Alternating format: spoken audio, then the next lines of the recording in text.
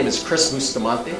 I am the president of Rio Salado College, and so I want to welcome you to the college. I want to welcome you to our conference center, and wanted to tell you that from headquarters, our headquarters here in Tempe, and many locations that we have throughout Maricopa County, Rio Salado College is one of the larger colleges in the system. We serve 57,000 students annually, and about 32,000 online through, not just throughout the county and Arizona, but throughout the United States. So thank you for joining us for what I understand is the last of a series of governing board candidate forums, which have been hosted on several of the campuses of the Maricopa Community College District. One of Rio Salado's roles, and the other community colleges, is to foster civic engagement. So we're really pleased to host this event, which facilitates a forum for community members to hear from the at-large candidates who are seeking a seat on the Maricopa Community College District Governing Board. At this time, I'd like to acknowledge my colleagues from the Maricopa Community Colleges that are with us here this evening. Mr. Alfredo Gutierrez, who's a governing board member of the Maricopa Community College District. Mr. Gutierrez, thank you for being here. Mr. Doyle Burke, who's also one of our sitting governing board members. Mr. Burke, thank you for being here. And Dr. Linda Lujan, who is president of Chandler Gilbert Community College. Thank you for being with us, Dr. Lujan, as well. And her husband, Ed, is with us as well. Tonight's event has been organized by the District Center for Civic Participation and the Office of Government Relations, and they have been engaged with the Arizona Town Hall, known for its long history of bringing together the community for civil discourse on issues of state importance to help moderate these forums. And it's my pleasure to introduce our moderator for tonight, Mr. Dick Eastland, a highly experienced Arizona Town Hall moderator. Dick is a licensed clinical social worker with extensive direct service, management, and community advocacy experience in several nonprofit organizations here in Phoenix. Dick is currently the CEO of Mentally Ill Kids in Distress, and he has served as the executive director and CEO of several Phoenix area human service organizations, and has been working in the human services field for over 40 years. Dick is a graduate of Valley Leadership and a longtime member, facilitator, and participant in the Arizona Town Hall. Please help me to welcome Mr. Eastland to the podium to begin our event this evening. Thank you very much.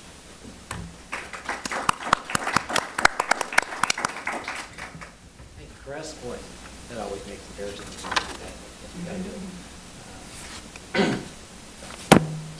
As Chris said, my name is Dick Eastland, and I'm here representing the Arizona Town Hall tonight as your moderator. I've been engaged with the Arizona Town Hall for probably 25 years. I don't know. Oh, not hearing me? Okay. How about that? Hear me now? There we go. Okay. So I've been involved with the Arizona Town Hall for some 25 years or so. And as Chris mentioned, the Town Hall is about bringing people together for civil discourse, having conversations and mutually respectful conversations. So that's what we're going to be here for tonight. I know these folks have been through enough of these already. They already know what that means. They've already demonstrated that that's how they communicate. So the rest of us will communicate that way too. So, and first of all, I want to thank Chris Bustamante and President Bustamante and the staff here at Rio Salado for hosting us.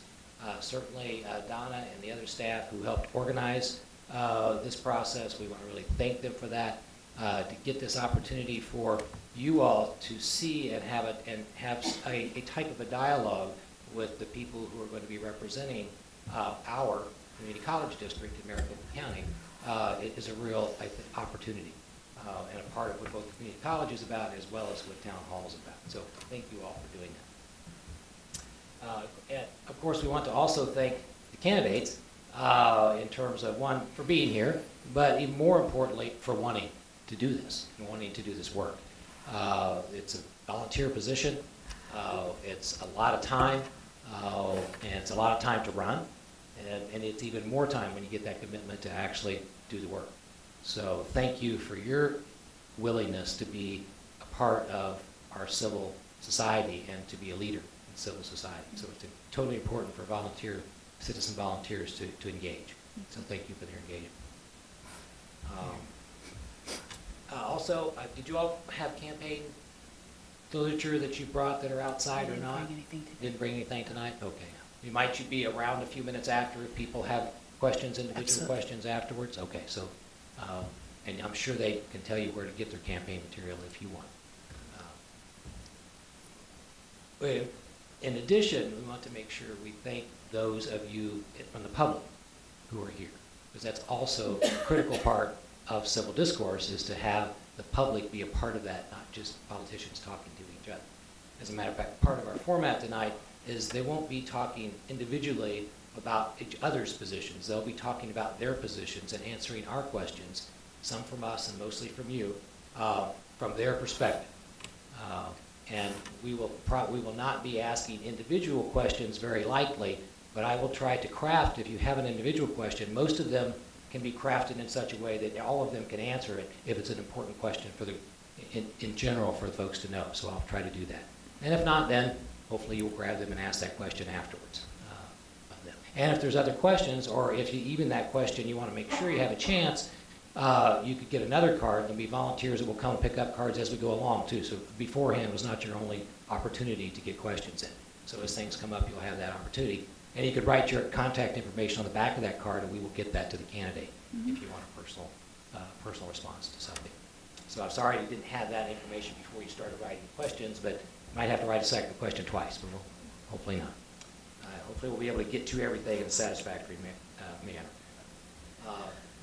The candidates, you all know the forum, but for the rest, in terms of the public, there'll be a 3-minute opening comments, opening remarks by each candidate, and then we'll have the questions will start. I have 2 questions that I will ask from the podium, and each one will respond, and we'll be rotating in terms of who responds first to each question. And again, I'll have 2 minutes to answer each question from me and from the audience questions as we get to them. Already have a great bunch of questions, already been going through them somewhat, so that's great. I think we must have a question from each one of you. There's a whole stack of them here. And then at the closing, each candidate will have 3 minutes to wrap up and make some closing comments. So I think I already talked about the card system, and I don't know a little bit about the reason we do this is in terms of to keep things flowing and not having people stand up and have long questions, those kinds of things, so we can keep everything moving in the interest of time to cover as many questions as possible is what the system has, the process has determined, has found over time that this works. And so to get the most opportunity to get the most input. So that's why we're using the card system. I think we've talked about in terms of civil discourse and what that means. So that's part of my job to make sure we stay there, and we'll do that. Next thing is that also part of what this is about government, and it's about our government. So the next, if you would stand and follow me in the pledge.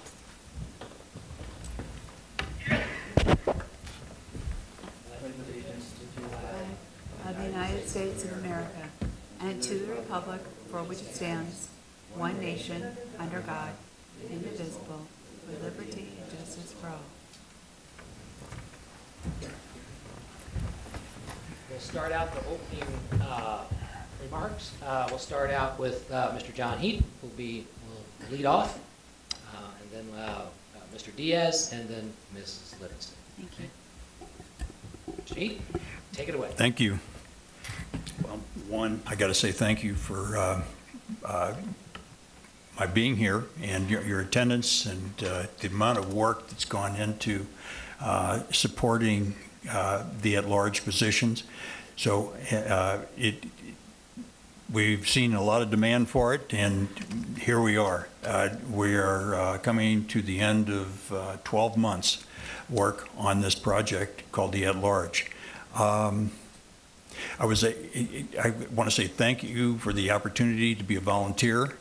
I want to say thank you, and by being a volunteer is saying thank you to the colleges that I've participated with all my life. My background is primarily in business, for many applications from education to medical, aeronautics, transportation, so on and so forth, primarily in imaging as well as in archiving. So this is my way to say thank you to being here, to be able to support the efforts. In the last 11 months of doing a lot of due diligence, and every month as I go along and watch and look at each one of the applications and programs in all 10 colleges, it's more of an honor. But I'm coming at it from the other side of the table at this time, because for the last 40 years, I've been out looking for cost savings for the universities, for the junior colleges, and for education through 1 through 12. Primarily, we started with, I was involved in printing, graphic arts, microfilm, optical discs, CDs, and now content management in the cloud. So my last 40 years has been involved in taking it from a $10 book down to mills for books over online. So the whole world has changed, and we continue moving and cutting costs. And in our industry, a lot of us have, how can I say it, retired, and been retired out of it because we finally reduced the cost of doing business to, how can I say it, to where we're just, we look like the Maytag men out here. Okay, but the whole goal here is to cut taxes, eliminate waste, and reduce tuition rates, and more accountability. And thank you. Thank you. Mr. Heath, Mr. Diaz, you're up. Okay. Well, first of all, thanks to the Arizona Town Hall and of course to Rio Salado Community College. Dr. Bustamante, thank you very much. And I do want to acknowledge also the presence of Board Member Gutierrez and Board Member Burke, and of course, one of my favorite presidents, President Lujan of Chandler Gilbert, or Gilbert Chandler, whatever the case may be. So I'm with you, we're with you for 2 hours, and I think you'll get to know a little bit more about us. But let me say this. I think that if I'm going to ask for the most important American right that you have, that we have, and that's your vote, you need to know who the candidates are. You really need to understand who we are. So given that this is a virtual quasi-college, I'm going to introduce myself virtually. So you can take a look at the screen. I'm Mario Diaz, and I'm a candidate for a seat on the Maricopa County Community College Governing Board. Like many Arizonans, my parents came to this country as immigrants, and they instilled two very important values in their children. Number one, the importance of earning higher education. And number two, that this country did not owe us anything. In fact, we owe the country something. And one way to give back to the country was by earning a higher education. My college experience began by attending a community college. The community college experience allowed me as a gateway to earning a bachelor's degree and a master's degree from Arizona State University, becoming the first in my family to earn higher education. I've been in Arizona the past 25 years. 10 of those years I worked as a public servant, and the last 15 years as a small business owner. The community college is a game changer in one's life. It can take an individual from earning minimum wage to the middle class. It can take an individual from having a high school education to a pathway for a graduate degree. I make a commitment to you that as a board member, I will make the community college experience accessible and convenient for all. And I'll do this while being innovative and fiscally responsible with your taxpayer dollars. On November the 4th, I ask for your support. I'm Mario Diaz, and I'm a candidate for an at-large seat for the Maricopa County Community College Governing Board. Thank you.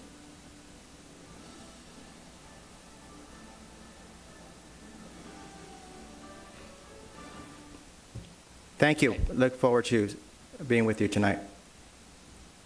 And I'm assuming we don't have any more videos, audios coming up. No, not for me. Good. Okay. Ms. Livingston? I left my video at home. Thank you to all here at Rio for hosting this great event. Dr. Bustamante, or President Bustamante, thank you. Mr. Gutierrez, Mr. Burke, thank you. It is a pleasure to sit here in front of you as you've all taken your time to get to know us. Thank you very much. It means a lot, I'm sure, to all of us, and especially to me. I look forward to working with you, all of you, all of you. My vision is to advocate for a stronger curricular base, programs that draw students from near and far, designing and expanding our E-class students so that time constraints do not allow higher education to slip away from their hands. My name is Tracy Livingston, and tonight I ask for your vote. My desire to sit on the board is not a stepping stone to higher governing offices. I aim to serve as an educator, to create a significant sparkle within each of our campuses to draw a greater population, both in and outside of this state. Our schools need a greater population. It is within our hands and our curriculum that we can design that sparkle to bring everyone to Maricopa Community Colleges. Community colleges are the touchstone of our communities. In 1946, they were instated by Harry Truman. He heralded this as an option to help the state universities and to give that small-town feel. Much has changed. Staying status quo is not enough.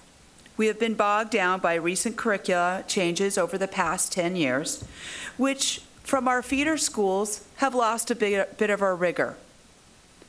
And as such, we suffer along with the students.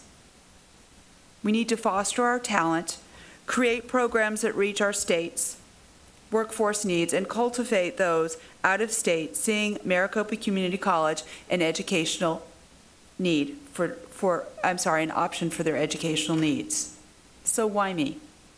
I'm a wife, a mother, a teacher. I have a master's degree from Arizona State University.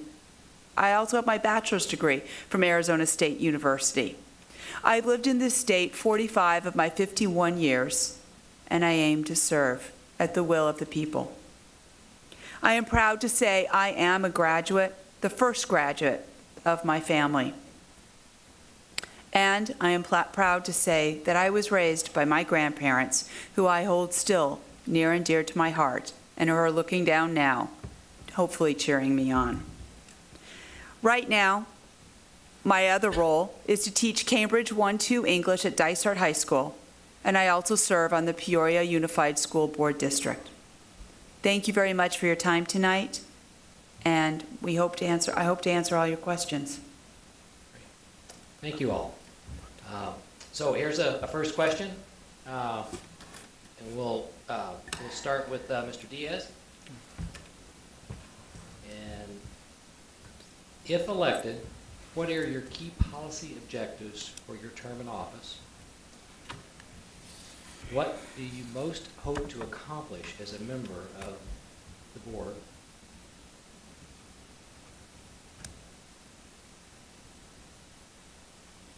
Well, thank you. The first objective is to come to the board and delve into the budget. As we know, the state legislature has cut the district's budget $60 million in the last several years. We've had to raise, the board has had to raise tuition 5 of the last 7 years. 3 of the last 4 years, property taxes have gone up. And all of this because of state funding.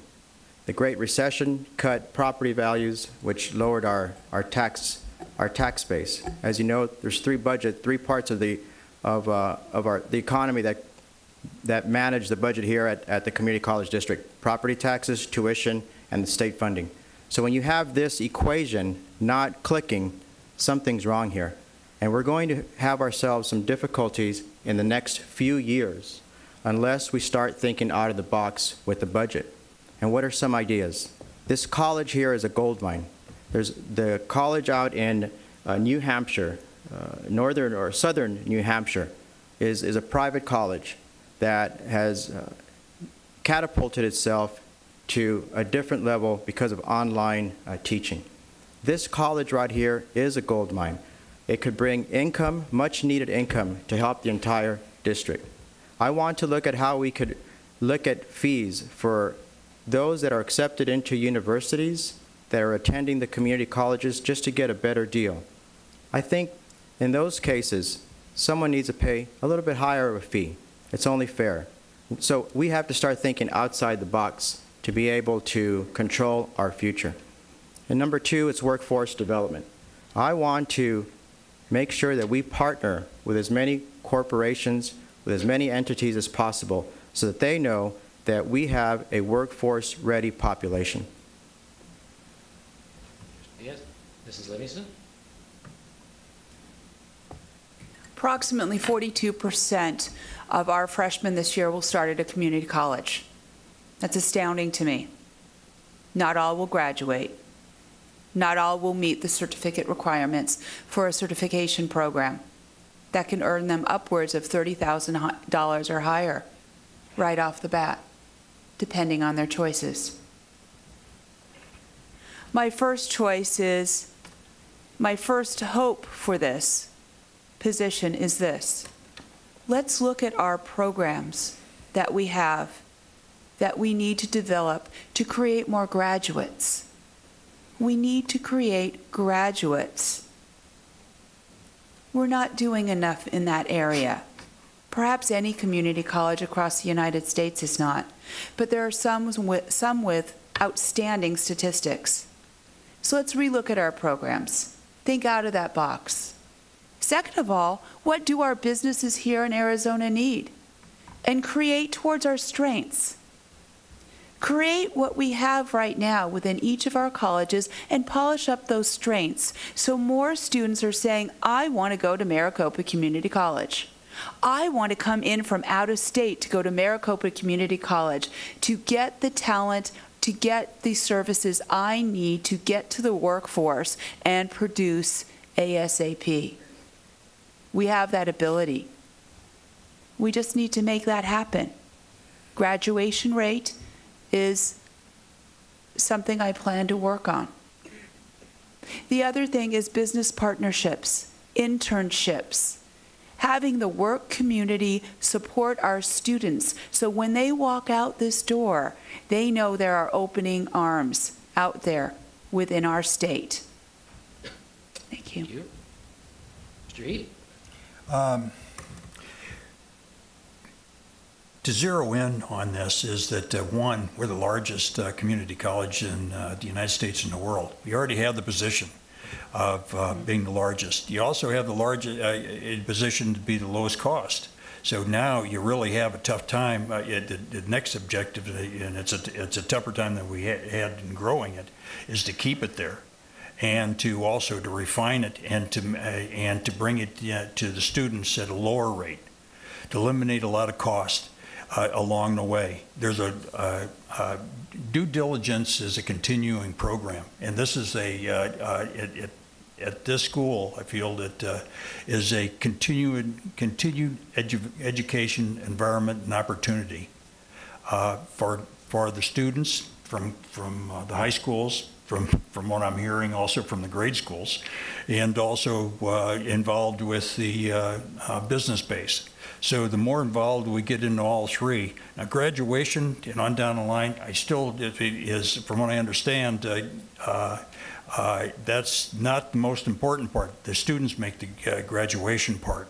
They want to go to ASU, they want to move on to other colleges, they'll make that decision themselves. But to better our state, we have to improve our continuous education for people at, let's see, 18 years old as well as 65. Thank you, Mr. Heath. So, next question. Mrs. Livingston, you're going to be up first on this one. What makes you the best candidate to serve on the governing board as an at-large member representing the county as a whole? That's all. That's it. That's it. 2 minutes. No, Mrs. Livingston starts. Okay. What makes me the... No, Mrs. Livingston starts. Livingston, okay, thank you. Is that okay? Sorry. All right, I'll go. Okay. Thank you. I understand education. I live education. I teach your students that come to community colleges every single day. I understand the classroom. I understand the policies. I understand the challenges, and I understand the challenges your students face. My master's degree is in English as a second language. Many of my parents have gone on to community colleges as they've come over from other countries and started their process towards citizenship. They encourage their students to start in a smaller field before they move on, some for language challenges, some for cost. I understand what they go through. I understand what you go through, and I understand that our system right now at a K-12 level is not helping your level. Right now, you're sitting with 0-100 classes. Sometimes they're too full. Takes up a lot of time and a lot of money. Right now, they're necessary for those students. Last 10 years, they've been necessary. I hope one day we could say goodbye to that and have students walk into the 100 level classes. But as a teacher, I know that's not in your foreseeable future. I am the best candidate. I am the best candidate because I not only understand and can research out the business side, I've got the educational side down pat. I'm your cheerleader. Thank you. Mr. Heap, you're up next. Hey, thank you. I guess for the last 40 years, I've been traveling throughout the United States, Europe, as well as Asia, and also working with Asia in China, working with the libraries and improve the dissemination of information and search engines, the ability to be able to go to 1080p, as we see in the background in the cameras, higher terabyte storage and information. It all comes down to lowering costs for schools and to be able to support. I've always been, you know, when I got a phone call from a school, no matter whether East Coast or West Coast, I always knew one thing: they wanted a lower price, one way or the other, and that's the reason why I got on a plane and went out and found ways to meet their budgets, find them money, and also technically advance their situation. So all they did was advance rather than go backwards. So I'm here to help. I just want to be a part of the board and a position, a team player. My expertise is primarily in the technology of education, so and lowering cost. Thank you. Thank you. Mr. Diaz, you're up. Well, I'll let the voters decide who's the best candidate, and we'll find out on the 4th of November. I'm not so presumptuous, but I can tell you that I believe that I have the credentials and the experience to be one of the best candidates. And let me tell you what I've done the past 10 months. I've traveled the entire county. I have visited just about every city and town in this county. I have presented myself to every high school governing board in this county. That means I've gone to every meeting for, let me say, most of the high schools to introduce myself during the public open period, where I tell them that if I am so fortunate to be elected, that I'm going to come back to the high schools because they're one of our main customers, and make sure that there is communication. I've received the endorsement and the support of almost every elected official in this county, Republicans and Democrats and independents. Why? Because I give the message that the way we're going to move Arizona forward and Maricopa County forward is by working together. That if there are economic development leads in their communities, that we can, as a community college, make their proposals stronger because we have a ready workforce, then we want to be part of that table. We want to be sitting at the Mayo Clinic, where I only read that ASU and the Mayo Clinic are partnering. Perhaps we are too. I just don't know that. But I want to be there. So the economic development component is very critical. I'm a product of the community college system. I understand, as I said in my introduction, what a game changer this community college system is. Number 3, I respect faculty. Without faculty, this college or this district is not moving forward at all. And I'm going to work closely with the faculty, so I understand this. The presidents, the administrators have done so much during the Great Recession. Cutting, I don't know where else we can cut. I suppose we'll look into it. But for the last several years, this district has cut $30 million of what we call waste, and with no pink slips. The presidents have shuffled money around just to make ends meet. So I just don't really understand how we're going to continue to cut and lower tuition at the same time. It just, that equation doesn't add up. Okay. Next question, Mr. Heap, you're going to be at number 1 this time on this question. Okay, thank you. At present, the Maricopa County, these are starting from the audience questions. We're now starting. You're not hearing me, so give me up there. Is that better? Okay. At present, the Maricopa Community College District has allowed undocumented individuals to pay in-state tuition. If you're elected and a new vote was taken on this issue, how would you vote and why? That's going to be, I think, a state legislative decision on whether that happens or not. But I'm going through, this is a question that comes out in all the states, whether it be Maine or California or North Dakota. And right now, as far I understand, is it's a constant. They're constantly talking about it, but there's pretty much standing pat on having 2 classes of tuition, out of state and in state, and it's going to have to be paid for by someone, and probably, and it's going to be the taxpayer. So we'll see what the legislature does about it. Mr. Diaz? Well, with all due respect, the legislature doesn't have anything to do with it. This is a board issue. The board has voted to grant the term, the DACA students, the Deferred Action Childhood Arrivals, in-state tuition. And I support that, and I agree with it. I do not agree with Attorney General Horn's appeal of the case. And if I am so fortunate to get on the board, I want to make sure that we have the best lawyers on our team to fight that appeal. But without a doubt, we should, in this county, be educating people, not deterring people from becoming part of our society. And this is my position. Mrs. Livingston? Yes. I agree. We need to educate those in our state.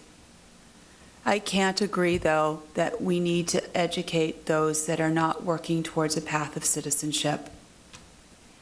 If I went to Canada tomorrow, I would not pay in-state tuition or in-country tuition, whatever it would be called. In fact, if I went to California, I would not even get in-state tuition. And I'm a resident and obviously citizen of the United States. It takes over 2 years for some to get in-state tuition if they move to another state and they are at a local four-year university. I don't understand why it's up to us to keep allowing others that are not taking the correct path to get in-state tuition.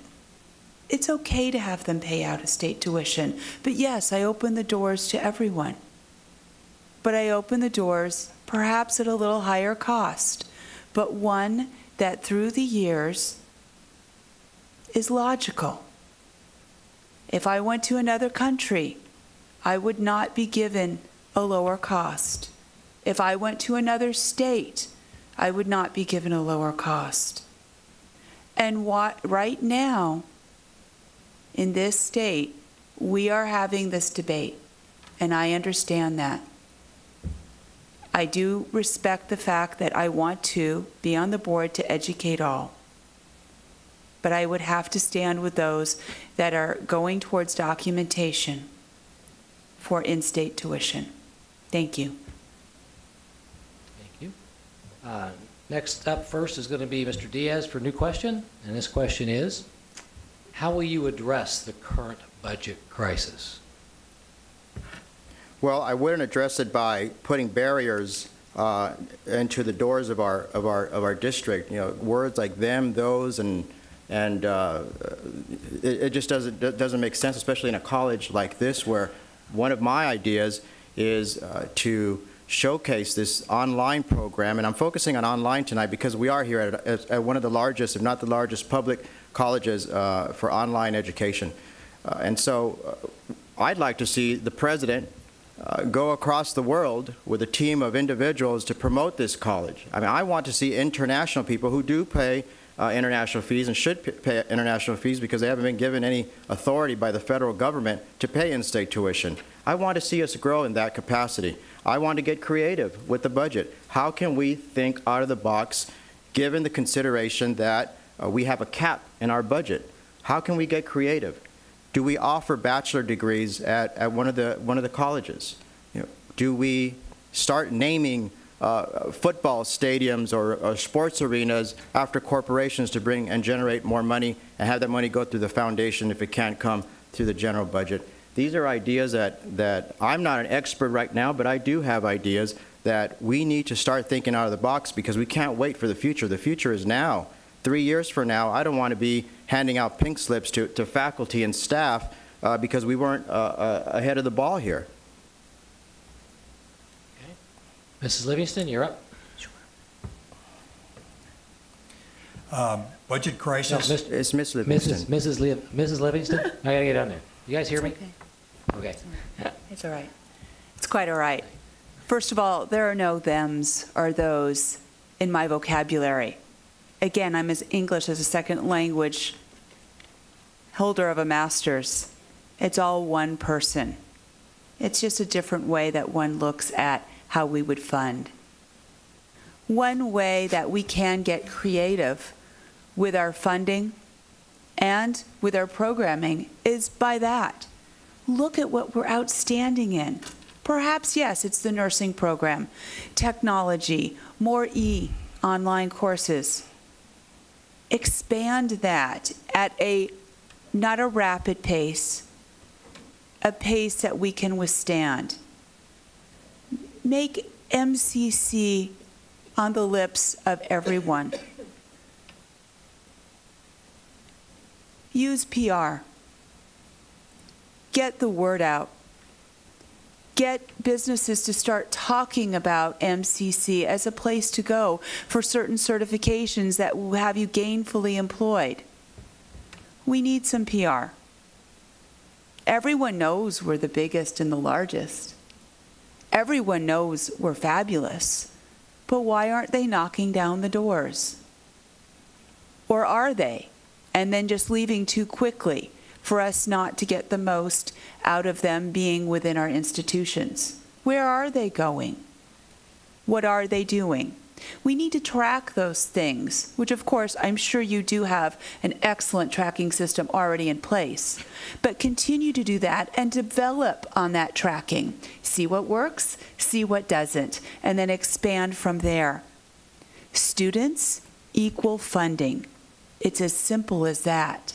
Students that go out and say, this was a great experience, bring in friends, equal more funding. Thank you.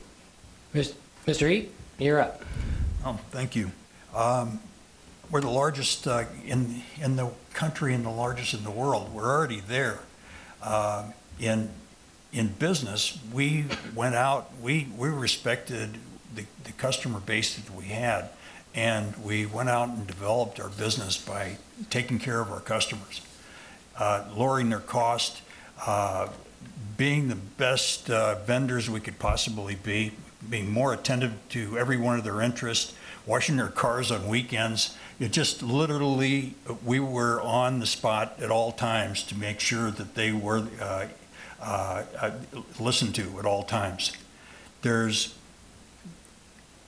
the operational side is we're sitting here seeing crisis and budget crisis and operational side.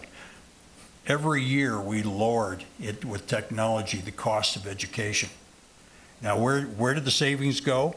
We'll never know, but we were asked to lower cost, and we were responsive. And for 40 years plus, Eastman Kodak, Fuji, Agfa-Gevaert, IBM, Hewlett-Packard, we all lowered the cost for you. We built computers, we built technology, and we gave you a future, and we have so much more sitting on the shelves. We just ask, we have to go around to talk to our customers to find out what they want. Thank you. Thank you. Okay. I think we're at, new question. Mrs. Livingston, you're going to be up first. Okay. Rotation here. Okay, two-part question. Do you support maintaining, increasing, or decreasing taxpayer funding at Maricopa Community College? Follow-up, if you support decreasing taxpayer funding, how do you propose making up the shortfall needed to maintain or improve education programs?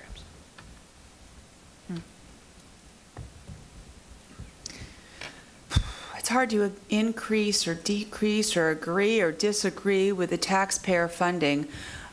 I would have to say right now we need to keep it the same, not increase, and hopefully as we go down the line, start bringing a decrease in relief to our taxpayers. How that is done and when that is done, I have no crystal ball. But I would say flatline it now and hopefully decrease within time. But who knows when that will be. I think our growth primarily will be thinking completely out of the box. Business partnerships, internships, compatibility with others within the state. It's very difficult to track who has gone here and who has not. We don't have ASU's luxury of large donors lying around, but perhaps we start looking at the businesses. Who wants to give to our schools to turn out the workers that we excel in for certification programs? We start looking at the large grants, the large donors, and bring them in. And then, of course, we'd have to look at our CERT programs that match up with our different large developers within our state.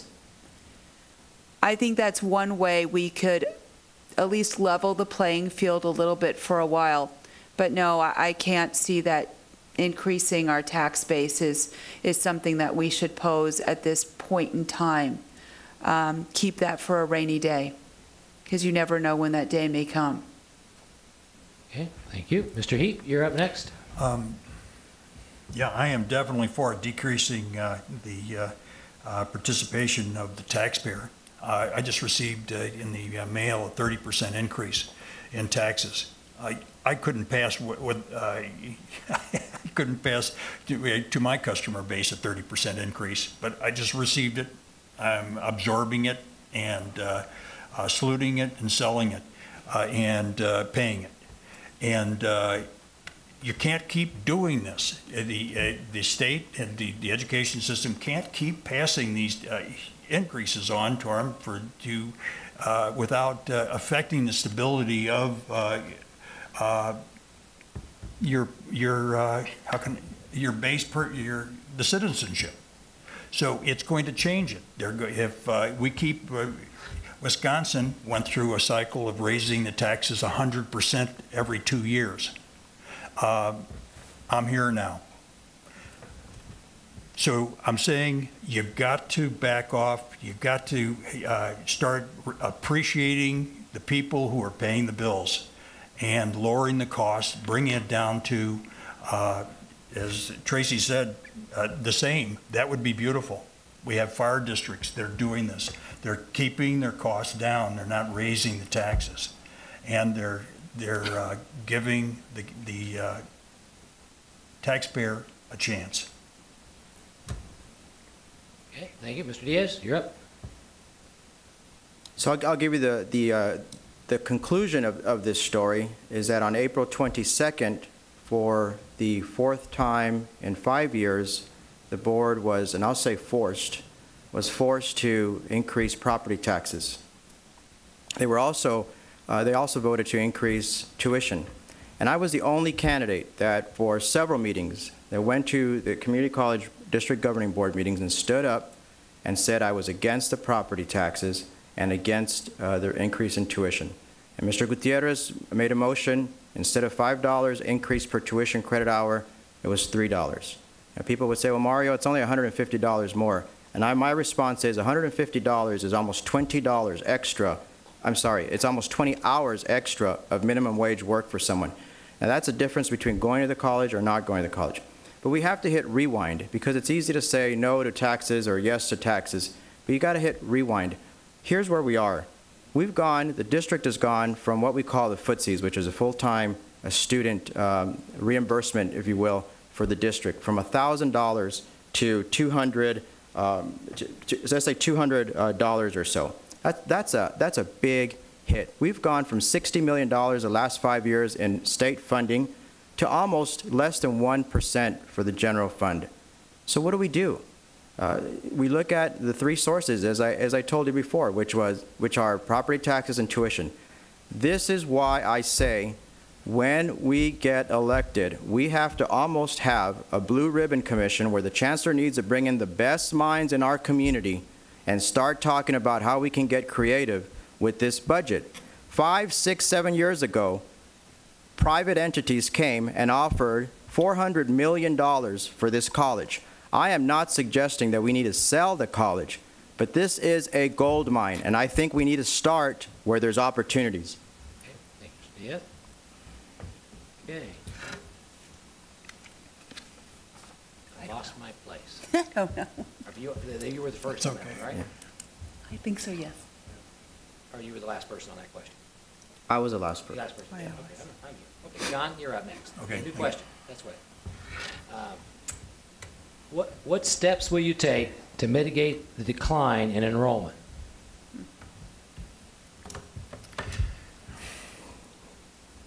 I'm just amazed that it's so large in the first place. So I just want to salute everyone that's involved in the marketing program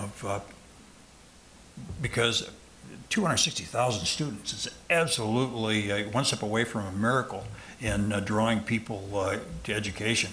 You don't see this in the other colleges, whether in St. Louis, Missouri, in Chicago, and you did so on and so forth. This is massive. This is huge. This is a dream for everyone. I think yes, you'd like to add to it, but then again, let's go back to take care of the original customers first. Let's try to give them most of opportunity, find them jobs, get them related, and that will pull more people into the education system. We can pull a lot more people in from the senior communities also, because this is a continuous opportunity provider for education. And as I'm standing out there getting signatures, people asked me where the RISE program was, and then I had to explain to them what the RISE program was, and so on and so forth. There's a lot of demand out there, and they would like to participate more. And so, hey, you're doing a great job right now. This to start out with, it's absolutely phenomenal. Quality is really the program. Thank you. Mr. Diaz, you're up next. Well, it's difficult to promote our district when our marketing budget is about $2 million, and we're competing with private universities like Grand Canyon's $12, $16 million marketing budget. So of course, there's an imbalance there. So here's what I think. We can't grow our way out of this budget difficulties. Why? Because quite frankly, some of our faculty are still teaching in modules. You know, at South Mountain Community College, we have 35-year-old buildings where our students are trying to learn and where our faculty is trying to teach. So if we continue to bring in students, where are we going to put them? I mean, it's something that we need to start thinking about for the future. But we do need to bring in students. I understand that. So where do we get them? There are 900,000 Arizonans, adults with some college in this state. There is a niche there. There is a special niche there that we can try to recruit if we do micro-targeting within communities by the community colleges. And why is that important? It's important because we can get creative with offering courses that are not going to just fit our schedules, but their schedules. Do we teach more evening classes? Do we teach on weekends? Do we teach shorter classes for shorter weeks to get more people in the doors? There was a study 3 years ago. Phoenix, out of the top 25 cities in the nation, from the age of 16 to 25 years old, has the highest number of what's called disconnected youth. They're neither working nor they're going to school. That's another niche that we can try to work out with. And the third part is this $90 million to almost $100 million that this district is spending on what we call developmental courses. I think there's some creative ways that we can think about how we teach those students and who pays for it and how much we're paying. And that's something that I'd like to work with Board Member Gutierrez and Burke. Okay, thank you. So, Mrs. Livingston, you're up. Well, $2 million won't get you very far PR-wise. Billboard even costs a lot, doesn't it, these days? You have to get word of mouth out there. Come to the high schools. Come to the students that don't want to go to four-year universities. I could line them up for you, so could every high school. What they want is $1 tomorrow. They may want university later, but they want an income now. Let's grow our certification programs. I don't know how we can do it and by how much and building constraints. I don't have that answer. But I do know we should not be competing with local dental programs or other such programs located at maybe a more private institution. Let's have our own. Let's bring those students in. So those dental techs come to us. Those x-ray techs come to us. How I do that, or how we do that, how you do that overnight, I don't know. But there is competition out there for students who want immediate bang on the buck. And they're paying the price. They're paying whatever price it takes. And they're not coming through your doors. That makes me sad. I want them to come through your doors. They should come through your doors. Now we need to create a system that allows them to come through the doors and get what they need. Now, the decision for them to go on further for an AA and stay with us, or their four-year degree, is ultimately theirs. I read a study recently that some of the best students are the most engaged students, those working through college. I guarantee you, come out to the high schools, partner with us more than you already are, and I know that. And you will have some fantastic options working in our future. Okay, thank you, candidates. Next question, and Mr. Diaz, you'll lead us off. Okay. I'm going to put a couple of them together here.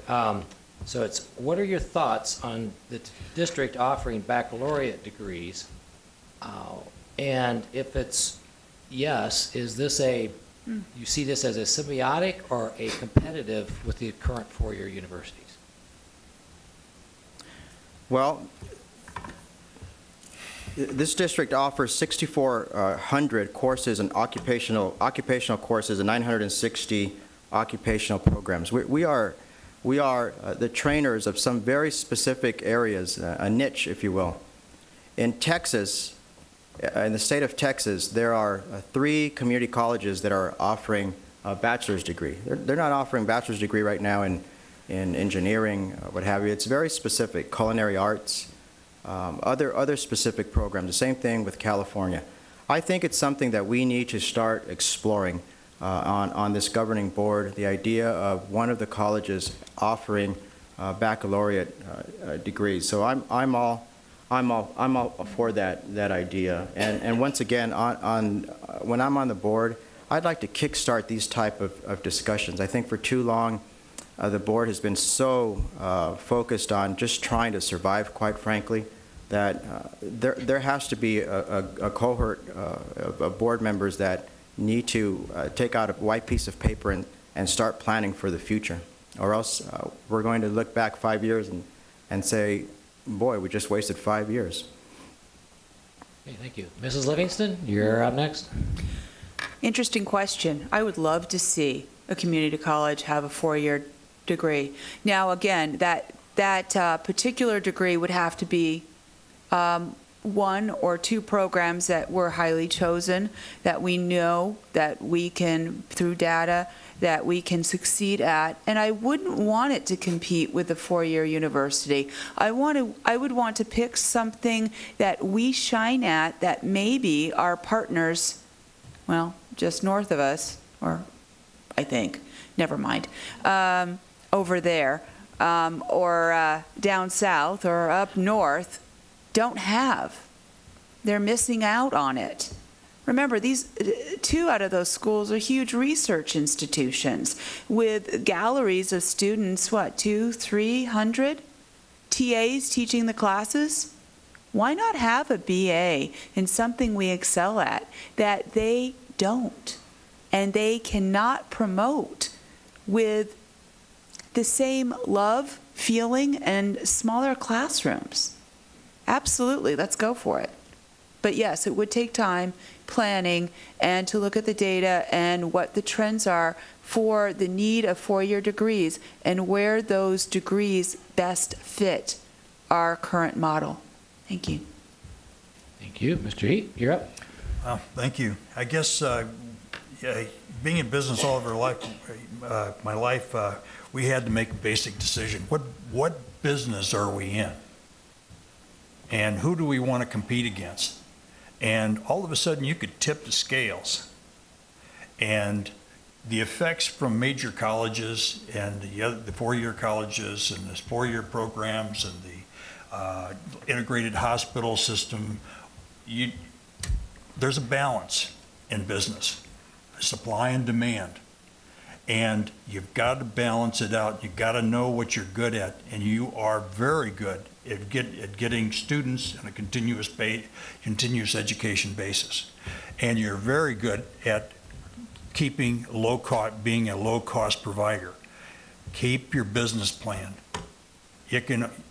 There are other schools to be able to do other things. You're doing very well at what you're doing, and continue to do it. You take it to 400,000. That's fine, but let the University of Arizona and ASU do what they do best and move forward. Okay, thank you. Ms. Livingston, this is going to start off with you. Mm-hmm. Just want to remind you, these aren't my questions. Okay. Oh. How do you feel about being on a board that doesn't technically want you? That's, you know, that's. I'm sorry, that's an interesting response. Why should we have to answer? You know, that's not an appropriate question. I'll answer it. How do you feel about it in terms of what's going on in terms of on the board right now and this election process, this process that has changed to here? Okay. Well, it's like walking into a classroom the first day. Not everybody's going to like you. It's about driving a different car and people look at you differently. It's about not being on the teachers' union when everybody else is. It's about a lot of different things. You have to slowly get to know the other players, the other people, not players, the other people, the individuals. You have to stand back and work together as a group. I understand this at-large position is slightly controversial, but so is sitting at any new type of situation where you may not be exactly what they wanted or may not be what they wanted at all. But I'd like to get to know all of you first. I'd like you to realize I'm not half bad. And I'd like you to realize that I come to play as a group member. 5, 7, 7, 10, 5, 3, doesn't matter. I'm not here to rock your world. I'm here to work with you. So I'll answer this question, and I think it's quite fair. Quite fair. Thank you for asking it, actually. Okay. Mr. Heat, you're up next.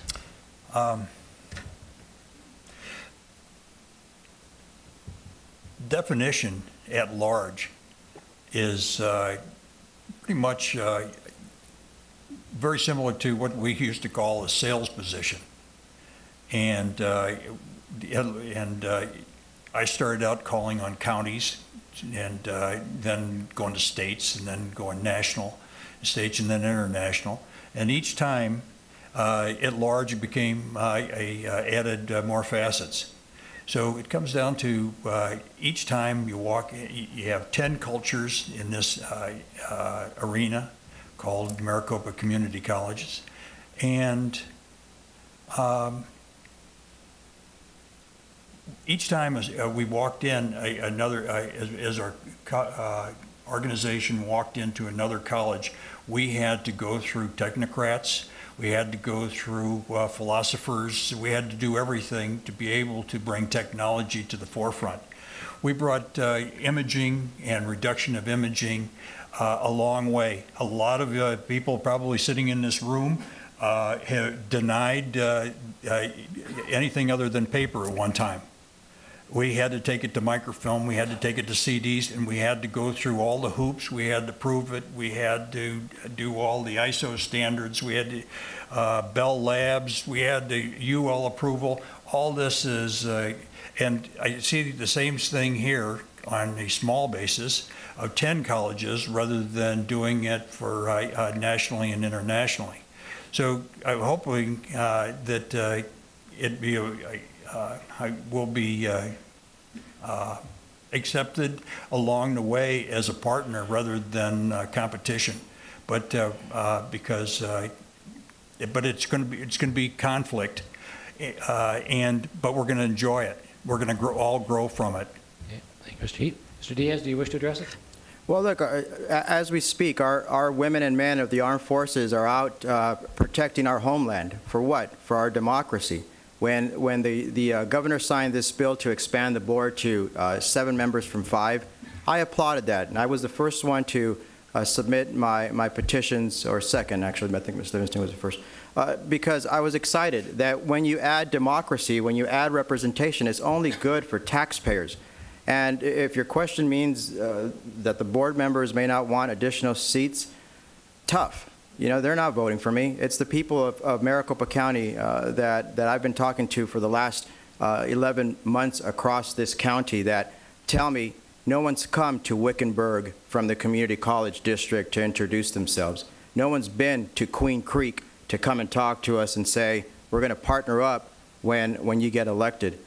You know, this is what I do. This is what I do best. I go out and speak to people and talk to people, bring the ideas, work with my teammates. There's only one person that answers to us, and that's Chancellor Glasper. The rest is administrative, and we can give policy advice, but our world is trying to think about the big picture and what's best for student success. Okay, thank you. Okay, Mr. Heap, you start out on this one. I'm kind of reworking a couple of questions here to get this one out. So let's see how this do this. This is a volunteer position, which we talked about earlier on, and thanked you all for being willing to take that, which means all of you have full-time lives doing other things. How do you see yourselves managing to have enough time and energy for what you see as the time demands for this position? That's certainly interesting. We asked to be volunteer, but the other side, no one ever, they never gave us a definition of what at large meant, or what it volunteer meant, at least when they didn't give us the volunteer explanation either, other than that we're going to attend one meeting for a couple hours on a one night, once a month. So all of a sudden, I'm I'm waiting to hear what the rest of the explanation is at large is. I know what it takes to do business, and I know what profit and loss statement means. And if you don't sell anything, you don't get paid. Well, I don't get paid in the first place. So we start from zero-based budgeting, and then I'm not going to get compensated either way as I do it. So it's a matter of my volunteering and trying to help the best I possibly can. Okay, thank you. Mr. Diaz? Well, I'm a small business owner. I'm the president of my company. I have 2 of my staffers here who came here voluntarily, so thank you for that. I have a very good staff at my business, and I have the flexibility to be out in the community. This isn't a 2-hour gig. I'm looking at 25 to 30 hour a week investment in this community college. This is a $1.7 billion budget. That's not part-time work. That's real. And you know, before I put in my petitions or decided to run, I spoke to the family, prayed, and I said, I can do this. I have the energy, I have the time, I have the motivation, and really I have the desire. There's a reason why I've traveled across this county for the past 11 months. You know, I haven't sat on my behind just waiting to get elected. I've been working this because I'm very passionate about having representation for all people, regardless of skin color, regardless of political party. This is why the most conservative Republicans, Trip Cheney out in Chandler, you name it, have people, elected officials in the city of Mesa, the most conservative city in the country, have endorsed my candidacy, because this is about representing the people. Thank you. Ms. Livingston? Well, I do several volunteer things throughout the day. First of all, I teach. I'm a Dysart High School teacher, freshman, Cambridge, 1-2 English. I have 180 students. It's out of love, it's out of passion. I'll never stop teaching. I don't consider it work. I consider that part of my day. I'm excellent at multitasking. I've done it all my life. I'm fortunate enough to have great support, and I use that whenever I have to. I am on the Peoria Unified School Board. I have 2 years remaining. Is it time-consuming? Yes. As time-consuming as this? No. What will I have to do? Multitask, prioritize, work long hours, work late into the evening, research at evenings, and I have the energy to do all that. So, why do this? Why add one more thing to my plate? Because I love Arizona. I went to school here.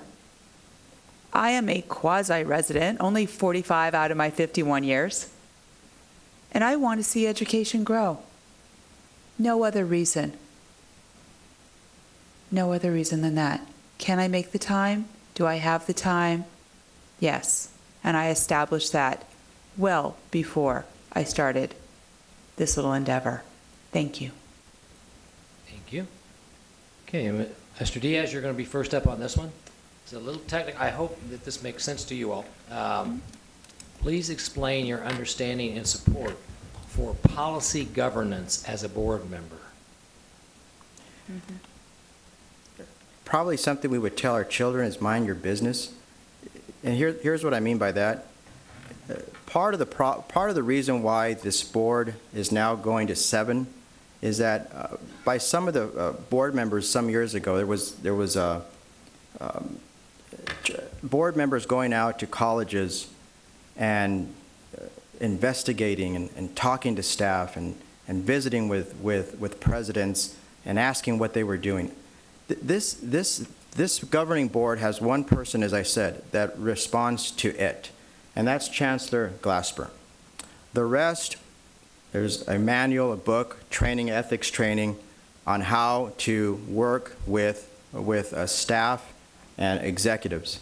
And I am going to abide by that. I worked for government for 10 years. I understand the protocol. I'm not going to go out and speak to individual faculty and bring back complaints. There is a protocol for that. Am I going to listen to faculty as a whole? Of course I am. Of course I am. I want to learn. I want to know how we can make policy decisions better. But when it comes down to technical issues, I understand my place, and that place is to be the visionary leader, a member of the 7 boards, and to try to bring student success to this county. Ms. Livingston, you're up. Well, I'm a leader every day in my classroom and follow school policy. I'm one of the 5 leaders on a school board, and I follow school board policy. It's right. You're a leader. You're a leader who takes direction from the policy.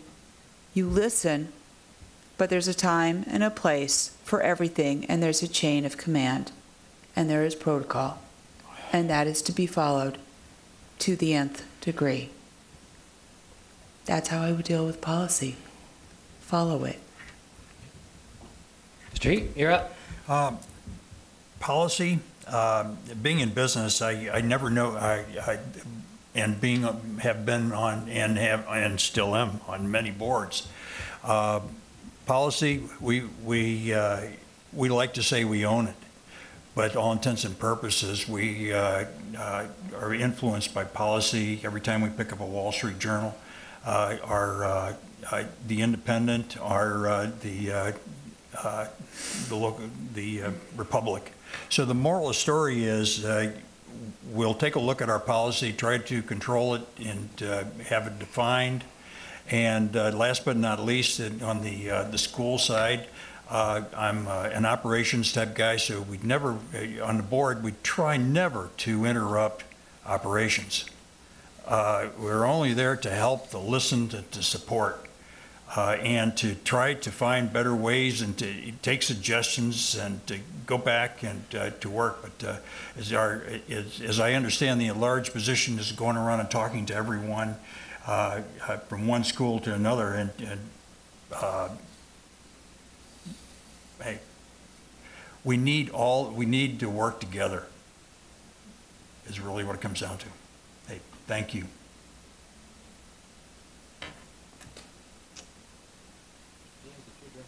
Yes, sir. You're now on question. Yes. Okay. And Ms. Livingston, I think you lead off on this one. Is that Yes, sir. And this is, if you win, will you be beholden to any outside interest? Are there any outside supporters that you have that you will feel like you need to, besides the district?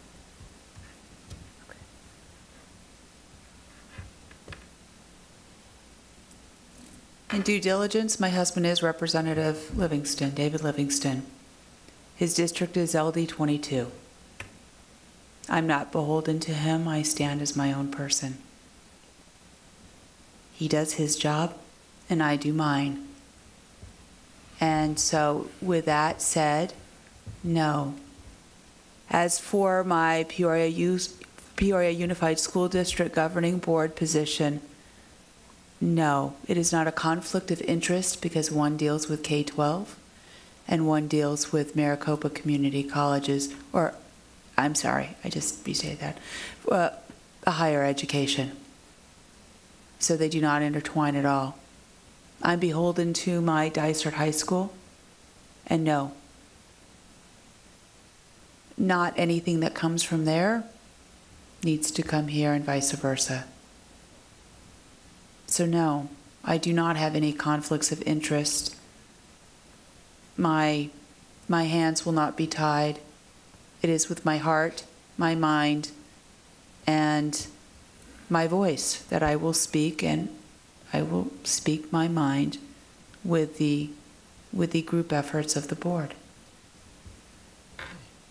Mr. Heath? I think that was pertaining to me. I feel they have, business-wise, no conflict of interest. I've been virtually on the sidelines in the marketplace for a couple of years.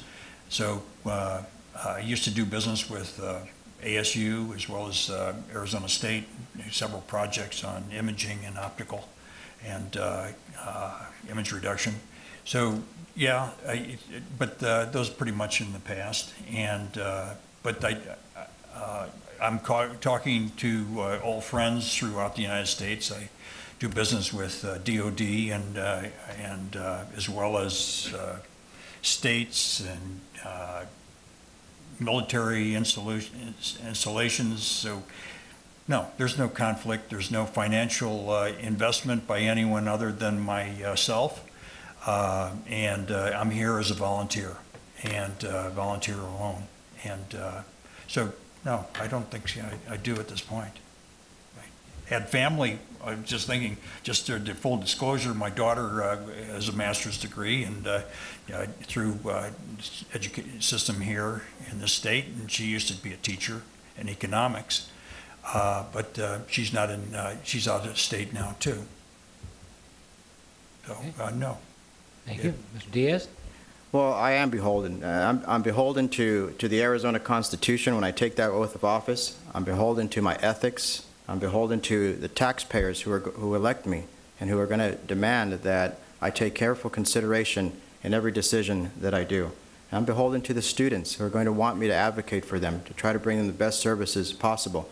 And I'm beholden to the population in general. When I go to Sun City and I'm told that 30% of the community, and you mentioned this to me at the last meeting, that folks are still go to the food banks for services. Your church, you're lined up with people who still go to the food bank. These are anecdotal stories, information that we have to take into consideration when we set policy. And the only way that we're going to understand what the voters are thinking is by going out and talking to the voters. So one of my platforms for this campaign is more communication with the taxpayer. It's not just us sitting up at the podium. They're going to have to make some more room for us.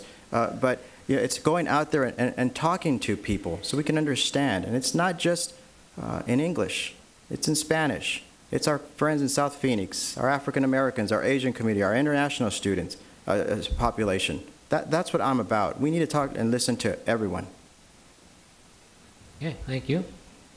Okay, this is our last audience question, unless somebody else is out there thinking of one and you want to get it up here before we get started, so it'll be here by the time they finish. And the question number one that came from me was about what your key policy objectives were. So this one's a slightly different, in a different perspective. What are the top challenges facing the community college system at this time? How do you plan to deal with those issues? Mr. Heap, you're up first. The problems with the colleges all the way across the United States right now are primarily funding. They're not finding it. They're all cutting back. I was just talking to a friend of mine who graduated from Wharton. He's having someone in Wharton do his taxes. So they're setting up meetings or an alumni association and sending out information and pulling everybody together at different sabbatical meetings across the country to find funding. Everybody is looking for dollars any way possible. Grants are thin. The technology going into schools is weak at best. I'm seeing a major change in the marketplace in the medical as well as the schools are eliminating a lot of their assets, buildings, and that even relates back to hospitals. And I'll just relay this situation. It's a Banner Health. Banner Health is now going to, they have a new program called Eye on the Citizen, and which means that they're now going in emergency and any care, they're sending out GoPro cameras and technical equipment to monitor people, and the doctors are doing it from the hospitals. So mobility is really what's coming down to saving money. So the students don't have to drive to the colleges, the patients don't have to drive to the colleges, costs are cut. Okay, thank you. No, that's a big question for 2 minutes. So, Mario, you're up next. So former President Ivan Makel of the Salt River Indian Maricopa community likes to say that when he was president, and even his own philosophy is, decisions he makes, he thinks about 7 generations ahead. As a matter of fact, his business is called 7th Generation.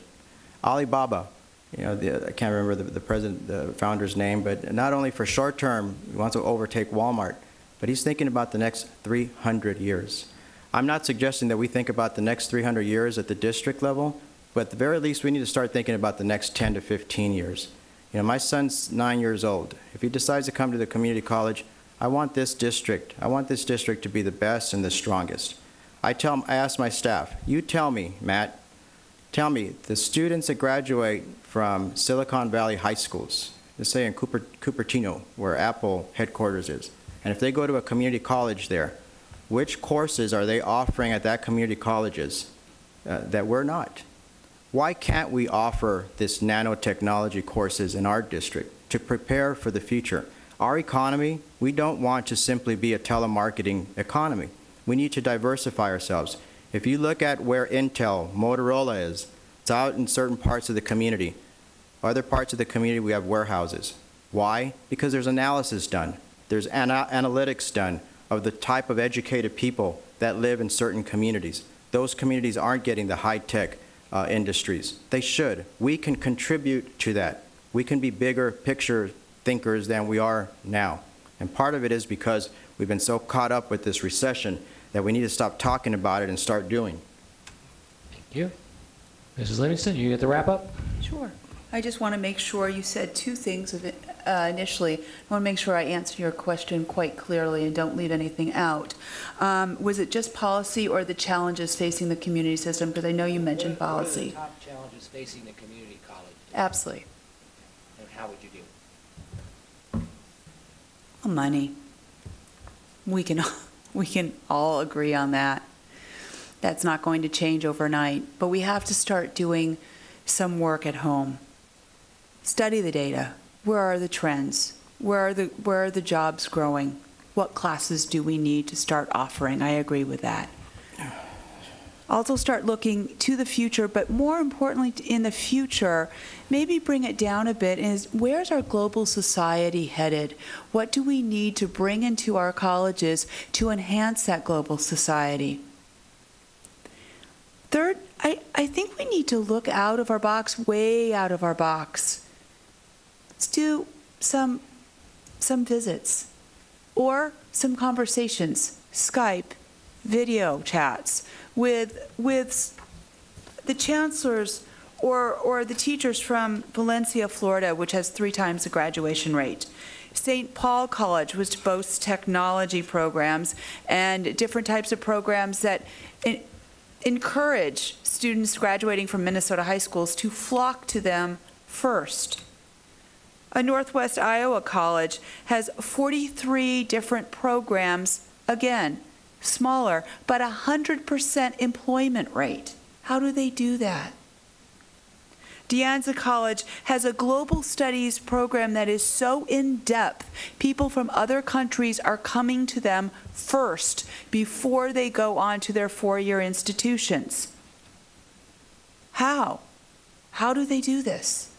We need to reach out towards others. Look at the small, the middle, and the big, because size doesn't matter. It's program and quality, and how is it getting out to the public in a cost-effective manner. So our challenge, yes, is money. Our secondary challenge is to reach out and see what we need to reinvent, or just polish up a bit. Thank you. Okay, now we're getting ready for your, take a deep breath, your 3-minute wrap-up. From thinking of the questions that have been asked today, points you want to make, certainly, that you haven't made, and how you might pull that together. And give you a second there, and then we will go, the rotation will be Mr. Diaz, Mrs. Livingston, and Mr. Heath. Okay, will be the next, the lineup. So, Mr. Diaz, when you're ready. Okay. Well, first of all, thank you, Dick, and the Arizona Town Hall for your work. Really appreciate it. President Bustamante, Rio Salado Community College, and the audience members and the viewers. So we should think about the turning point in our life. You know, all of us have, if we reflect, a point in our lives where our lives changed. And to me, it was the community college. You know, I didn't graduate from the top of my class. I was class president, but that doesn't mean anything for academics. That's a popularity contest. But I didn't graduate at the top of my class nor at the bottom of my class. I just graduated right in the middle. And there are so many people, so many students right now that are right there in the middle like I was, thinking about what am I going to do next in my life. I chose the community college. I got away from my comfort zone. I went to a community college, and it just opened my eyes to the world. And because of that, I transferred to Arizona State University. With $25 in my wallet, I came here with no family. And I did it.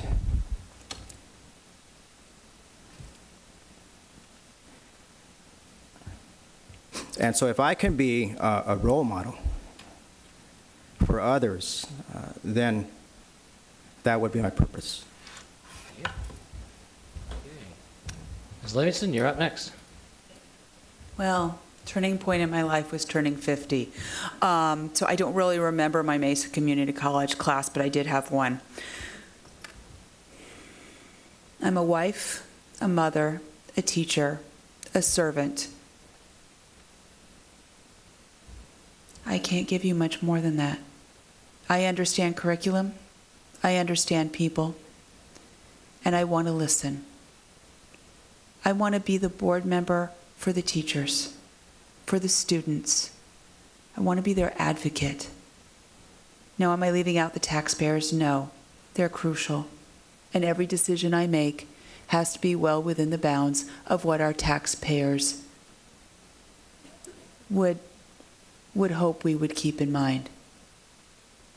I want to be the voice, not of reason, of sanity. Somebody who sits, listens, and plays well with others in the sandbox, and comes to terms with the tough decisions that will have to be made in the years ahead. They're not going to be easy. None of this is easy. Education is all about the students, but as we close the doors, it's a big business with tough, tough decisions ahead. So why me?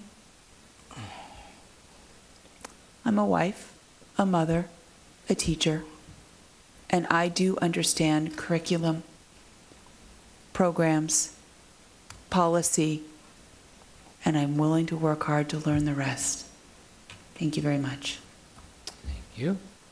Mr. Heap, you're our wrap-up. Thank you. Well, appreciate everything you've done, and your patience is amazing. And thank you for being here on a Friday night where everybody else is off. And I just want to say, for the last 40 years, I've been with a lot of companies, gone public 3 times, Fortune 500 2 times, and I feel like Minnie Pearl because I went through 26 acquisitions and was sold. And I guess the bottom line was if we didn't adapt every day, let's say it's more fun buying companies than it is being sold. So if we don't cut the taxes, eliminate the waste, reduce the tuition, more accountability, and I want to add something that it was in hindsight of all these companies, wonderful companies, someone cut our R&D. And when research and development gets cut in companies, schools, industries, they vanish. On that note, thank you. I really appreciate it. So we've got to adapt. Okay. Thank you. So as we wrap up the evening in terms of on behalf of Town Hall and the community of Maricopa County, want to thank all of you in terms of Rio Salado, President Bustamante, board members who are here, staff, students, community members, our volunteers, our timekeepers, and other staff, and also, again, you all and the candidates and their willingness to spend their time and now and whoever gets elected into the future. So if we can just give all of us ourselves applause, thank you very much. Thank you. Thank you. And just finishing up, just a reminder that this process is about voting. That's what we're here for. So chances are most of you are already engaged and probably registered, but if you're not, there are registration forms. And also think about, do you know people that maybe you ought to have 1 or 2 in your car in case there's people you know who aren't. So just because you're registered, maybe you might want to take one anyway, because it really is about how do we get people engaged in civil discourse and engaged in voting and engaged in the politic, if you will, of government in order to have good government. You can't blame anybody if you haven't voted. So thank you all for being here. I hope you had it very enlightening from all of you, and I hope you got what you needed out of it. We covered all your questions, so thank you.